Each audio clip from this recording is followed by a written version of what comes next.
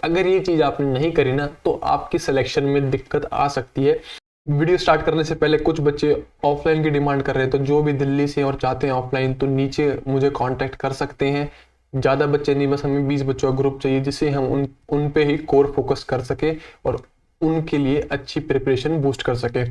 Online वालों के लिए भी हम कुछ ऐसा लाने वाले हैं कि 2-3 दिन में ऐसी अनाउंसमेंट हो जाएगी जो आज तक शायद आपने यूट्यूब पे ना देखा हो। तो वीडियो स्टार्ट करते हैं। देखिए, जैसे कि आपको पता है नया सिलेबस आ चुका है। पहली बात, डर सबको लग रहा होगा, सबको नहीं, जिसको भी लग रहा है तो डरने की कोई बात नहीं है। सिलेबस सबके लिए चेंज हुआ है। तो अगर आपको लग रहा है कि कैसे होगा, कैसे करूंगी मैं या कैसे करूंगा मैं, तो उसकी टेंशन लेने वाली कोई भी बात नहीं है, आराम से हो जाएगा। दूसरी बात, सिलेबस देख रहे हो, सिलेबस में कंफ्यूजन होगी, इस वीडियो के बाद एटलीस्ट वो कंफ्यूजन नहीं रहेगी। आपको सारी कंपैरिजन करके दिखाऊंगा क्या क्या सिलेबस में चेंज हुआ है, कहाँ कहाँ से किस चीज को आप पढ़ सकते हैं। तीसरी बात, अगर कोई सोच रहा है कि अगर किसी ने अभी जस्ट प्रिपरेशन स्टार्ट करी है तो वो क्या क्रैक कर पाएगा, बिल्कुल कर पाएगा। तो 3 या 4 महीने बहुत होते हैं प्रिपरेशन के लिए अगर आपका बेस स्ट्रांग है तो जिसको भी लग रहा है कि अभी अगर जिसने जस्ट अभी प्रिपरेशन स्टार्ट करी है और लग रहा है कि क्या मैं कर पाऊंगा या कर पाऊंगी, तो बिल्कुल कर पाओगे आप और बिल्कुल कर पाओगे। ठीक है। अब दूसरी स्ट्रेटेजी की वीडियो आपके लिए कल लेके आऊंगा, या फिर कि बुक्स कौन कौन सी अच्छी रहेंगी इन सब के लिए, वो आपके लिए कल लेके आऊंगा। फिलहाल आप सिलेबस का एनालिसिस देखिए, सिलेबस कहाँ कहाँ से क्या क्या आ सकता है और क्या क्या इन्होंने हटाया है और क्या क्या जोड़ा है, वो देखिए आप ध्यान से इसमें। देखिए, जैसे कि आपको पता है पेपर 180 नंबर का हो चुका है, क्वेश्चन 180 आएंगे और 180 ही मिनट मिलेंगे। पहले आपका पेपर 150 मिनट का था और 150 क्वेश्चन थे। अब देखिए इंग्लिश पहला जो सेक्शन है ना, ये वाला जो सेक्शन है, इसमें क्या क्या चेंजेस हुआ है। इसमें कुछ ज्यादा चेंज नहीं हुआ, जो आप पढ़ते आ रहे थे वही पढ़ते रहिए। जनरल हिंदी, जनरल इंग्लिश के लिए वही 10-10 नंबर की है जो पहले थी, इसमें नो चेंज। इसमें बस आपका क्या डाला गया है, रीडिंग कॉम्प्रिहेंशन डाल दिया गया है। ठीक है, अभी देखो सिलेबस में देखो रीडिंग कॉम्प्रिहेंशन डाल दिया गया है। वर्ड पावर वही है, सिनोनिम, एंटोनिम, इडियम, फ्रेजेस। ठीक है, ये वर्ड पावर में सारे ही आते हैं, synonym, antonym, word phrases, word meanings, one word substitution, ये होती है वर्ड पावर। तो जो आप करते आ रहे थे वही करते रहिए, कोई भी चेंज करने की जरूरत नहीं है। ग्रामर एंड यूसेज भी आप करते आ रहे थे, उस तैयारी में भी आपको चेंज करने की कोई जरूरत नहीं है। रीडिंग कॉम्प्रिहेंशन बेसिक से होते हैं, वो आप कर दोगे, वो मेरे को इतना पता है। क्लियर है। तो इंग्लिश हिंदी के सिलेबस में कुछ चेंज नहीं हुआ, बस एक रीडिंग कॉम्प्रिहेंशन डाला है दोनों में। ठीक है। उसके बाद मेजर जो चेंज आया है, मेजर चेंज आया है पार्ट 2 में। पार्ट 2 में जहां पे जनरल अवेयरनेस आपकी पहले, जनरल नॉलेज और जनरल अवेयरनेस पहले आपकी 10 नंबर की थी, ये है पिछले साल वाला, जो पिछले साल वाला था ना नोटिफिकेशन, वो है। देखिए 10 क्वेश्चन थे, अब भी 10 क्वेश्चन है, बस रीजनिंग एबिलिटी और कंप्यूटर लिटरेसी के 5-5 कर दिए। पहले कितने थे, 10-10 थे। ठीक है, पहले थे 10-10 क्वेश्चन थे आपके, अब कर दिए 5-5। तो इसमें भी आपको कोई भी तैयारी में चेंज लाने की कोई भी जरूरत नहीं है, जो चल रही थी वही चल रही है। तो 40 नंबर में आपको तैयारी में चेंज लाने की कोई जरूरत नहीं है। क्लियर। अब जहां तैयारी में चेंज लाने की जरूरत है वो है पार्ट 3, जो कि है perspective on education and leadership, जिसे हम पेडागोजी, मींस बेसिकली पेडागोजी नहीं, इन्होंने अलग नाम दे दिया, perspective on education and leadership. ठीक है, ये 60 नंबर की है और पहले इसका नाम पेडागोजी था और ये 20 नंबर की थी। अब यहाँ पे देखिए क्या क्या चेंजेस है। ये है पुराना सिलेबस जो भी ये है। ठीक है, अब देखिए ये फायदा किसके लिए है, ये तुम्हारे लिए फायदा ही है, क्योंकि in comparison to other subjects pedagogy में स्कोर करना आसान रहता है। क्लियर है। तो जैसे कि आप अगर इसी की जगह साइंस होती 20 नंबर की, तो कितनी पढ़नी पड़ती और स्कोप कितना था आने का क्वेश्चंस का। तो यहाँ पे देखिए आपकी अंडरस्टैंडिंग बन जाएगी ना अगर पेडागोजी में, तो ये 60 आपके लिए आसानी से स्कोर कर पाओगे आप। मींस 40 प्लस, 50 प्लस तो जिसने अच्छी पढ़ रखी है उसके तो 55 प्लस भी आ जाएंगे आराम से। ठीक है, तो अब ये आगे दिखाएंगे हम कैसे कैसे करना है आपको। पार्ट 5 में वही है 80, पार्ट 4 में सब्जेक्ट कंसर्न 80 मार्क्स का, उसमें भी चेंज हुआ, वो बता दूंगा क्या चेंज हुआ है। अब देखिए इसमें क्या चेंज हुआ है, एक तो प्रोफेशनल कॉम्पिटेंसी टेस्ट नाम से 60 नंबर का आ गया है, जो कि जिसमें एक डेमो टीचिंग 30 नंबर की है और इंटरव्यू 30 नंबर का है। क्लियर है। और पहले क्या था, पहले इंटरव्यू 60 नंबर का था पूरा का पूरा, जिसमें कि रेशियो क्या था 85:15। अब क्या डेमो टीचिंग 15 नंबर की, मतलब रेशियो 15 और इंटरव्यू का रेशियो 15, तो 70:30, मतलब 7:3 में आपकी फाइनल जो मेरिट है वो डिसाइड होगी।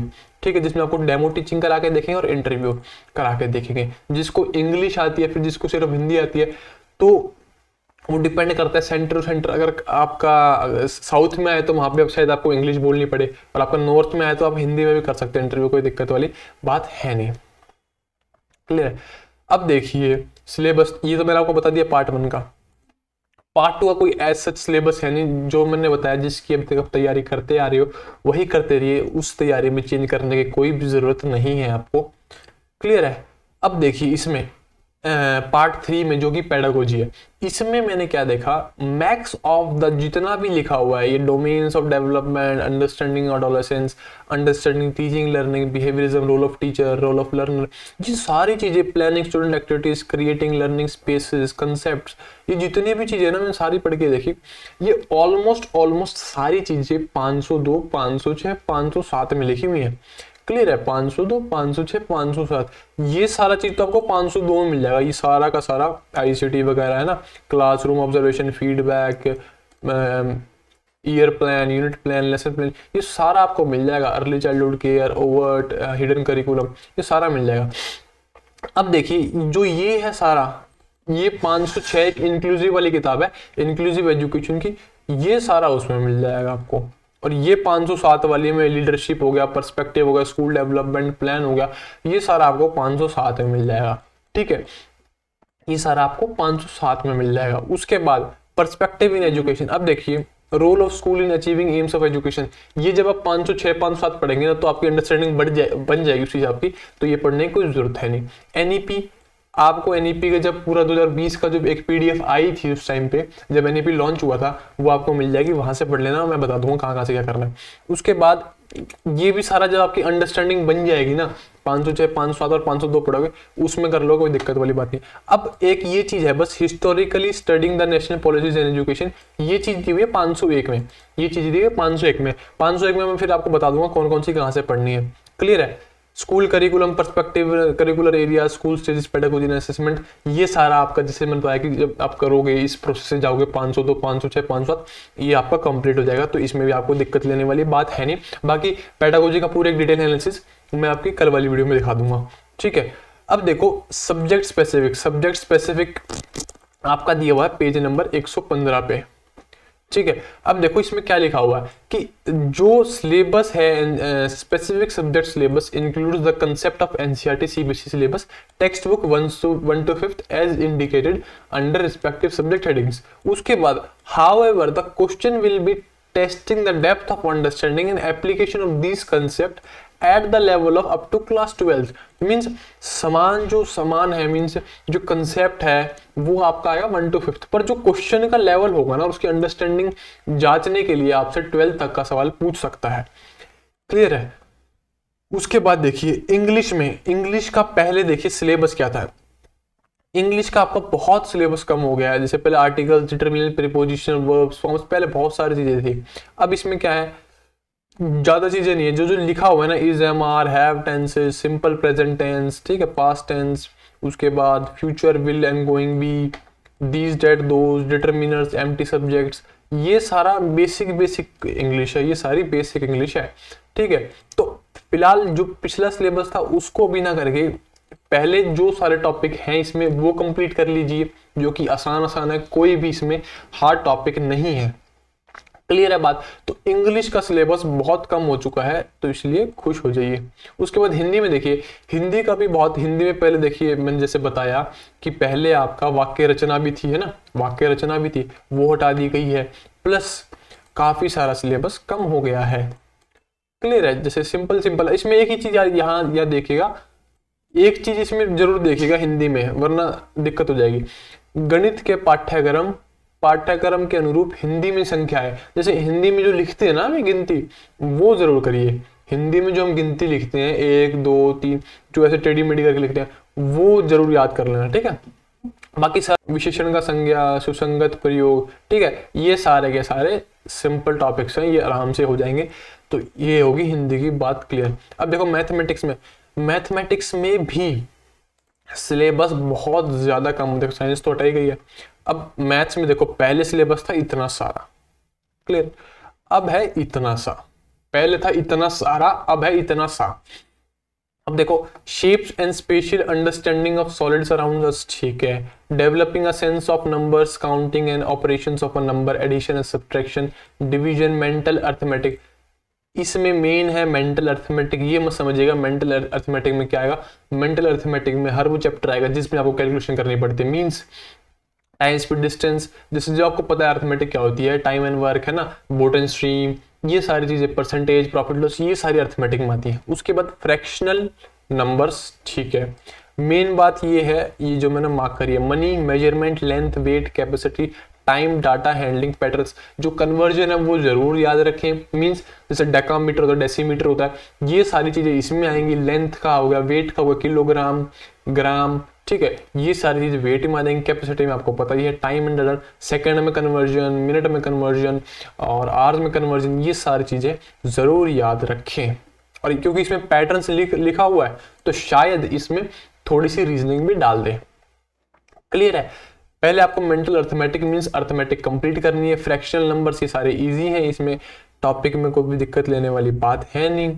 ये सेंस ऑफ नंबर, जब आप सारी चीजें कर लेंगे अर्थमेटिक, ये अपने आप बन जाएगी आपके पास। शेप्स, ज्योमेट्री जरूर करके जाएं, ज्योमेट्री का चैप्टर। और इसमें वो चैप्टर मींस कौन सा, इसमें मेंसुरेशन नहीं लिखा हुआ, पर ये जो लिखा हुआ है ना, कैपेसिटी, वॉल्यूम और मेजरमेंट, ये उसी में आ जाएगा। तो मेंसुरेशन का टॉपिक भी प्लीज कर लीजिएगा। ईवीएस में वही है, फर्स्ट टू फिफ्थ वाली ईवीएस दे रखी है।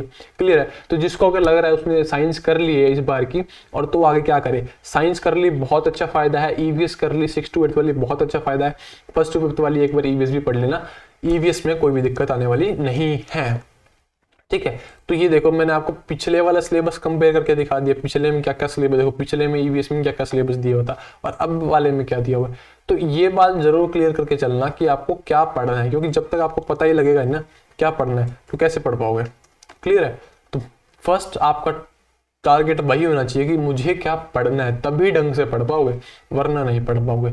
और ये बात जरूर याद रखें कि अपनी स्टडी टारगेट रूप से करें। टारगेट ये नहीं कि अंधी पढ़ाई चालू कर दी, हाँ ये टॉपिक दिया, ये भी पढ़ लिया, ये पढ़ लिया, ये नहीं। टारगेट रख के चलें कि ये टॉपिक है, ये करना है, उसी हिसाब से तैयारी करते चलें। अगर ये चीज आपने नहीं करी ना तो आपकी सिलेक्शन में दिक्कत आ सकती है, ये बता के चल रहा हूँ। फिलहाल टारगेट बेस्ड तैयारी करिए, टारगेट लेके चलिए अपना।